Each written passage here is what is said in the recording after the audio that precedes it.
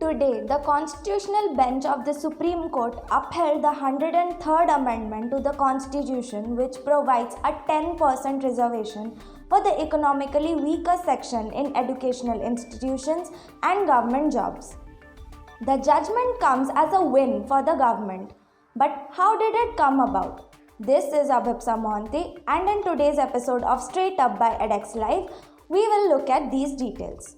The amendment was upheld by a 3:2 majority on the 5-judge constitutional bench of the top court, which included Chief Justice UU Lalit and Justices Dinesh Maheshwari, Bela Trivedi, JB Pardiwala and Ravindra Bhatt. Chief Justice Lalit and Justice Bhatt were the dissenters, while others favoured the EWS quota. The justices in favour agreed that the reservation for the EWS category did not violate the basic structure of the Constitution by breaching the 50% limit on reservations. Here are a few highlights from the hearing. Justice Pardiwala observed that the reservation should not become vested interest by continuing for an indefinite time. Justice Trivedi concurred with this view. She said, and I quote, "At the end of 75 years of independence, we need to revisit the system of reservation in the larger interests of the society." Unquote.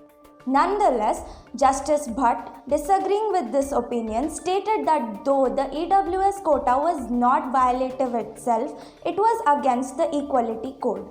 Here's what activist lawyer Anubha Sahai has to say on the verdict. Today, Honorable Supreme Court has given a nod for 10% reservation in EWS category.